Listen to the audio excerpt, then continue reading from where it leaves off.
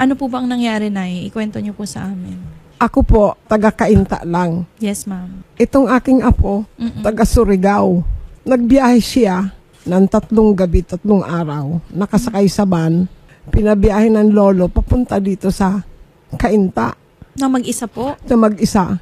Bakit daw po? Aywan ko lang po sa kanila. Hindi man lang nila sinamahan.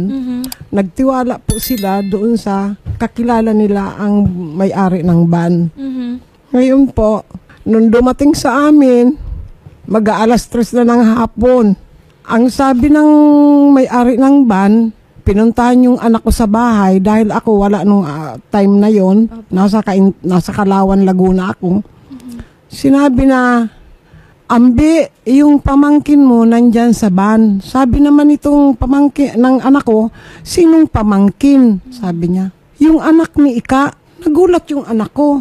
Ang ginawa, pinuntahan sa van, doon sa may-ari ng van.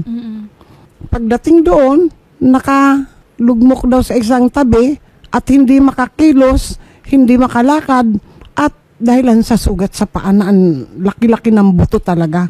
Lumabas po ang buto? Lumabas po ang buto. Ang ginawa ng anak ko, kahit nga hindi niya matanggap na pamangkin, kasi sa tagal ng panahon talaga na winalay nila sa amin ito, binuhat ng anak ko, dinala sa bahay. Pagdating sa bahay, sabi daw nitong bata, Tita, hinlo na ta. Ano daw, linisan na yung sugat niya kasi sobra na talaga ang ano. Dahil 3 araw, 3 gabi, hindi nalilinisan. Maano na siguro. Masakit Tapos, na po. opo. Tapos, nilalagnat na siya. Ang ginawa nitong anak ko, binuksan, nung makita, napasigaw yung anak ko dahil sa laki ng buto na lumabas. Tapos, tinawagan ako sa Laguna, Mama, umuwi ka dito, pumunta ka ma, dahil itakbo mo itong si Elden sa ospital. Ang taas ng lagnat. Ang ginawa ko, nanghiram ako ng ambulansya sa Kalawan, Laguna, yung ambulansya pa ni... Humiram po kayo ng ambulansya Opo. para dalhin po yung anak. Para dalhin siya, opo. Pagdating ko dyan sa bahay, nakahiga sa kama, hindi ko nga siya matanggap, hindi ko nga siya maano na, apo ko, alika at hindi nga ako, para bang ako natuwa. Sobra ang ano ko sa kanya talaga, pero hindi ko magawa. Ang ginawa ko, tinakbo ko sa orthopedic. Opo. Ano pong sabi ng mga doktor, ma'am? Ayaw nga nila tanggapin dati kasi ang sabi nila sa OPD na daw. Pero hindi nga ako po pwede do kasi tingnan nyo naman nilalagnutan tapos ganito, ganyan. Pero ngayon po, ma'am, okay na? Okay na po siya. Nang tinanggap kami 2 araw sa orthopedic. Opo. Hanggang sa 2 araw lumabas kami, pinabalik-balik kami. Ngayon, nung operasyon niya, nung 17 nung April, inoperahan siya. 2 beses siya inoperahan. Okay. Okay, ngayon, pangatlong opera sa kanya, kailangan namin ng bakal na pangpatibay daw, ano po ba ang assessment ng doktor sa kanya, ma'am? Yung diagnosis sa kanya ng doktor? Nabali po ba ang buto? Tinanggal talaga ang buto. Durog talaga ang buto. Pasintabi lang po sa mga kumakain. Opo. I-describe ko na lang po sa inyo. Oo, Bali, wala na pong laman yung binti at tanging yung buto. Buto po na halos isang... Ayun, nakikita ko ngayon. Ganito po kalaki yung... Ano ba tawag? Parang ito, parang femur siguro. Saan po ba banda yan, ma'am? Ito yung legs niya sa baba o dito? Sa baba? Umpisa sa tuhod hanggang sa baba. Nakalabas po yung buto. Tapos yung laman po niya, wala na po. So parang inuka po. Pasintabi lang po ulit. Inuka po yung laman nung binti nung bata. El, kaya mo bang ikwento sa amin kung sinong gumawa niyan sa'yo? Lolo ko po. Anong pangalan ng lolo mo? Di ko na po matandaan. Anong ginawa niya sa'yo? Pinalo po ako. Dahil? Sa kulitan ko po. Sa kakulitan mo. Ano bang ginawa mo para paluin ka niya? Naglalaro ka lang ba? Ganon? Po. Ilang beses ka niyang pinalo? Madami po. Lagi? Araw-araw? Po. Simula kailan pa yan? Nung August pa daw. Bigyan niya ng tissue yung bata. Nung August pa. Tapos may pinagsumbungan ka doon, El, or wala? Wala. Mga kamag-anak mo doon, walang pakialam. Sino nagsabi sa'yo na pumunta ka sa Manila? Yung lolo ko po. Dahil, anong sabi niya sa'yo? para ipagamat pa daw nila ako dito sa Manila. Napakawalang puso naman ng... Ma'am, ano pong pangalan ng lolo niya? Para po malaman namin lahat. Erlito Platel Sr. Erlito Platel Sr. Ma'am Linda, wag niyo na pong isipin yung gagastusin po sa ospital.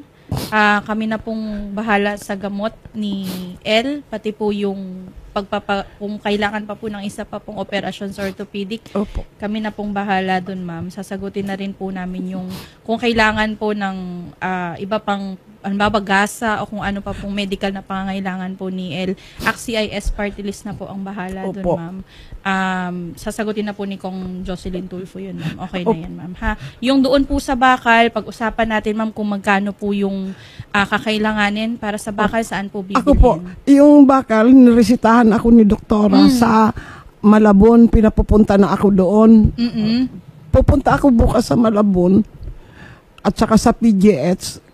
Kukunin ko na ang quotation nila kung magkano. Sige po. Ganun na lang, ma'am. Ipapa-assist din po namin kayo kung para po malaman namin din kung magkano ba yan at saka kung saan po kukunin para po makita ng staff din namin kung paano po ang gagawin para kunin yung ano. Kailan po nakaschedule ulit si El na maoperahan? Sa 28. July 28. Good afternoon, Colonel Cuadra. Yes, ma'am. Good afternoon, ma'am. Sir, ako po si Attorney Pao Cruz ng ACT-CIS Party List. Nandito po tayo live ngayon sa Wanted sa Radyo, no? Sa programa po ni Senator Raffy. Sir, meron kasi kami ditong lumapit po si Ma'am Linda Basil at kasama po niya ang kanyang apo, papangalanan na lang po naming El. At siya po ay nagtamo, sir, ng matinding pananakit po. Galing po sa kanyang lolo na si Erlito Platel Sr. Si Erlito po ay taga-dyan po sa Surigao. Sir, kung makita nyo po yung pictures ng bata, ipapadala din po pala namin sa inyo, lumabas po ang buto at talaga pong bugbog sarado po yung bata. May internal injuries pa ba, ma'am? Wala na. Wala naman, doon lang talaga. So binugbog daw po siya, pinalo daw po siya ng lolo niya at sinaktan po siya dahil lang makulit siya. Maaari nyo po ba kaming tulungan, sir? Kasi pwede po natin siyang kasuhan. Definitely child abuse po yung ginawa niya, sir. Talagang tutulungan natin yung bata, ma'am. Kasi itong tao na to, itong si Erlito, talagang subject din namin ito, ma'am, for police operation. Ayun pala eh. Actually, may din na, minomonitor namin yung tao na yan. Bakit, sir? Ano po ang dati niyang kaso, sir? Bakit niya siya minomonitor? Kasi, ma'am, may involvement yan, ma'am, sa isang criminal group dito. May grupo yan. Kaya, minomonitor namin yan. Kaya, mas maganda yan kung merong reklamo against sa kanya para mapailan natin yan ng criminal complaint at Yes, sir. malabasan ng warrant. Sir, ganito ang problema namin, Colonel Cuadra, kaya din kami napatawag sa inyo. Ngayon po kasi, ang bata ay pinadala po ni Erlito dito sa Cainta. Pinagbiyahe po niya na mag-isa. Hindi ko rin alam kung bakit ganun siya kawalang puso. At talagang minor de edad po, 10 years old lang po ang bata, sir. At pinagbiyahe po niyang mag-isa sa Cainta. Maaari po ba, sir, na i-coordinate na lang po sa Cainta Police para po makuha yung statement ni Ma'am Linda Basil, pati po ng bata at masampahan na po ng kaukulang kaso si Erlito? Yes, ma'am. Gagawin namin niya, mag-coordinate kami sa sinasabi niyong station. Mas maganda sana, ma'am, kung hindi natin mabanggit yung pangalan niya dito. Kasi pag yung ganyang klase mga tao, nagmomonitor yan, malalaman niya kung ano yung ginagawa nating move. Sige Kaya, po. Kung pwede, wag lang natin sana ito i-live, ma'am, para hindi siya ma-alert to. At may file natin yung criminal complaint na against sa kanya at malabasan siya ng warrant na hindi siya magano. Kasi pag ganito, nala-live tayo, nagmumonitor siya, lalo na may mga ano rito, talagang makaka-prepare siya kung ano dapat niyang gawin. Sige po, Colonel. Ganito po ang gagawin namin, Colonel. Papasamahan po namin sila sa Cainta Police. Kakausapin po namin ang Chief of Police din ng Cainta. Bukod po sa pagko-coordinate niya, sir, kami po ay maghahanda na rin po ng kanyang statement para po maisampa na po yung kaso at makakuha na po tayo ng warrant of arrest laban po dito sa lolo ng bata. Yes, ma'am, mas maganda, ma'am, para kung pag-iusap lang, ma'am, huwag natin ito live, ma'am, para hindi niya malaman na meron Colonel, opo, Kung maaari lang po sana ay pakimonitor din po para po hindi rin po makaalis kagaya po ng sinabi ninyo. In any case po sir, matutulungan naman po namin sila na magsampa na po ng kaso at ma-interview na rin po sila ng Chief of Police po or ng mga kapulisan po natin sa Cainta dahil dito po nakatira ngayon ng bata. Yes, ma'am. Masahan niyo po, ma'am, na yung tulong namin regarding sa insidente na yan. Sige po. Maraming salamat po, Police Colonel Diomedes Cuadra, ang Chief of Police po ng Surigao City. Maraming salamat, sir, sa panahon ninyo. Thank you po, ma'am. Thank you po. Salamat po. Ma'am, ganun po ang gagawin natin, ha? Kagaya po ng sinabi ko kanina, yung gastusin po sa ospital, kung ano po yung kinakailangan ni L, sasagutin na po yan ng CIS Party List, ma'am. Yung doon po sa bakal, pasasamahan po namin kayo para malaman po natin kung magkano po yung gagastusin doon. Curious po ang ating mga netizens. Actually, sinabi na ni L kanina, pero ang sinabi po ni L kanina, siya po ay pinalo ng kanyang lolo araw-araw. Tama ba, L? Yun ang ginawa sa'yo. Saan ka ba pinalo? Minsan po sa pit, minsan po sa kamay, minsan po sa paa. Minsan sa paa. So bakit ano nangyari na last? Yung pinakahuling nangyari sa iyo, saan ka pinalo? Dito po sa paa. Sa paa. Tapos anong ginawa sa iyo nung lumabas na yung buto? Yung pagkalabas po buto, pinahilot po muna. Tsaka nagkabukol, doon na po lumabas yung buto. Pina-hospital ka ba doon, L, or hindi na? Pina-hospital po nila ako, pero hindi naman po nagaling. Lumabas po lalo yung buto. Isang leg lang yan, ma'am, or Opo, dalawa? isa. Isang leg Isa lang. lang. Okay, at ngayon po ay kinakailangan po na magpa-opera ulit si L. Opo, Ito po ay pangatlong operasyon na niya dahil po yung unang dalawa hindi po sapat para po maibalik kung ano man po yung dapat na pwesto ng kanyang legs. Opo. So, ngayon kakailanganin po niya ng bakal para po maoperahan muli at maibalik yung kanyang binti. Grabe naman tong Grabe. taong ito. Pag makita niyo po kasi mga kaibigan, no, mga kapatid, ang kanyang litrato, talaga pong hindi po kaaya-aya. Siya rin, di ba? Nakita mo naman kung ano itsura niya. Totoo. And may mga nagtatanong po kung nasan po yung magulang po ni El. Yung nanay po nito ay namayapa na po at yung tatay po nito ay hindi po kilala. Ang nanay namatay. Yes, Namatay ma'am. Opo, namayapa na po yung anak niyo po. Anak ko po yun. Opo. 3 buwan pa lang si Eldin ipinanganak, namatay na yung anak ko. Ngayon, pinabinyagan namin siya. Pinatira ko sa Kalawan, Laguna, sa anak kong isa. Kinuha naman ng ama doon sa amin na hindi sa akin nagpaalam. So, kilala niyo po ang ama? Opo. Nasaan po ang ama niya ngayon? Ang ama naman talaga, nagpunta man din sa akin sa hospital. Ngayon, pagkatapos, hanggang ngayon, hindi na namin makontak, hindi na namin alam kung saan na siya, hindi na nagtatawag sa amin.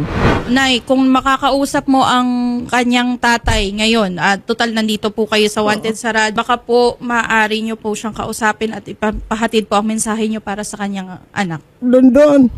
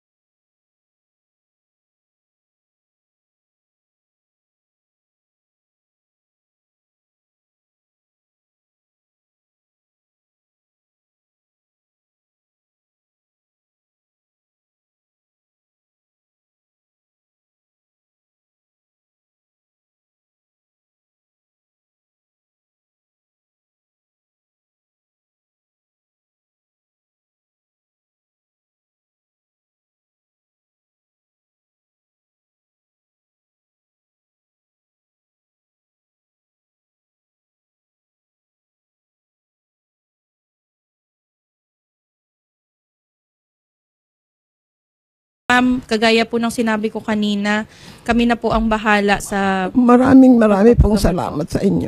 Wala pong problema, ma'am. At El, magpapagaling ka, ha? Nagbiyahe yan dito mag-isa. Pinadalan lang nila ng damit na 6. Tapos yung birth certificate. Kaya kung wala ang birth certificate, hindi namin yan matanggap siguro na apo ko. Sige ma'am, magpatulong din kami ma'am sa MSWDO ng Cainta para po ma-assess din si El kasi syempre may trauma po na nangyari sa bata. Kung kailangan po niya ng psychological help po, bibigyan din po natin siya ng tulong, ha? Opo. Sige ma'am. Magmo-monitor din kami ma'am doon po sa pinag-usapan po namin ni Colonel kanina para po ma-update din po kayo kung ano po ang mangyayari, ha? Sige po. Yan mga kapatid, tutulungan po namin si El at si Ma'am Linda. Wag na po kayo mag-alala ma'am, kami na po ang bahala sa inyo. Yan po ay tulong po galing po kay Congresswoman Jocelyn Tulfo ng ACT-CIS Party. Siya po yung may bahay po ni Senator Raffy. Opo. Maraming salamat po kay Congresswoman Jocelyn Tulfo sa ibinigay niyo sa amin tulong kahit hindi pa po namin natatanggap. Malaking pasalamat na po namin ang ginawa ninyo sa amin. Lalo na sa aking apo. Pinakamaayos at pinakamabait na siya. Marami pong salamat sa tulong niya po. Thank you so much din po ma'am at kami po ay nandito lamang para sa inyo. Ha? Huwag po kayo mag-alala. Ma'am, bigyan po namin kayo ng pauwi po. Opo. Hindi po deserve ni El yung sa ganyang murang edad nanay. Nakaranas po siya ng ganong katindi po na sakit. Dapat mabigyan siyang hustisya ma'am. Huwag kayo po mag-alala. Totoo po yun. Sige po, Nay. Salamat po, Nanay. Marami pong salamat sa inyo. Salamat po. Salamat El. Salamat po. Thank you po. Ang sakit sa puso. Ang sakit sa puso. Hindi deserve po ng bata. Yung nakita ko yung picture. Ngayon ko lang nakita nung nakasalang na tayo yung mga larawan. Hindi talaga para po sa kaalaman ng lahat, kami po lahat dito ay talagang shocked siguro yun yung proper term or naluluha po dahil kung makita nyo lang po talaga yung litrato, napakatindi po ng dinanas ng bata. Okay. And mga kapatid, tomorrow naman po ay makakasama naman na po natin si Idol Raffy.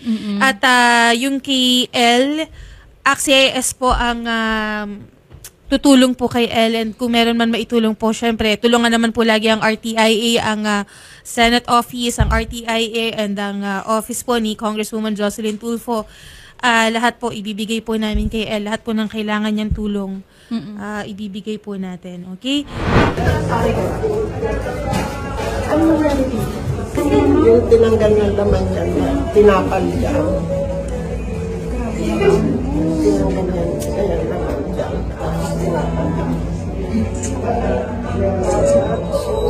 Next, sino mag-aalaga sa kanya? Ako lang, ma'am. Ako lang kasi wala ako mga anak na mag-alaga sa kanya. Wala talaga ako trabaho. Kaya nga ako, nung unang pa-opera namin, hirap na hirap ako talaga dahil sinurulan namin ang gastusin. Ngayon, hindi ko kakayanin na siguro ang pag-opera. Ma'am, ito po, galing po sa amin. Sa ngayon ma'am, pero yung kung ano po yung pinangako namin kanina, bibili po natin sa inyo. So kung kailangan niyo ng gamot, pagkain ma'am, sana makatulong po kahit na paano. Sige ma'am. Naiiyak ako lalo. Ma'am, pasensya ka na, maliit na bagay, pero sana po makatulong. Huwag ka na mag-alala, ha?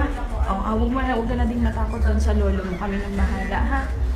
Basta ma'am, kung meron pa siyang kailangan, nandito naman po yung mga staff natin para po magbigay tulong, no? Sige, salamat. Salamat po. Ingat po kayo, ma'am, ha?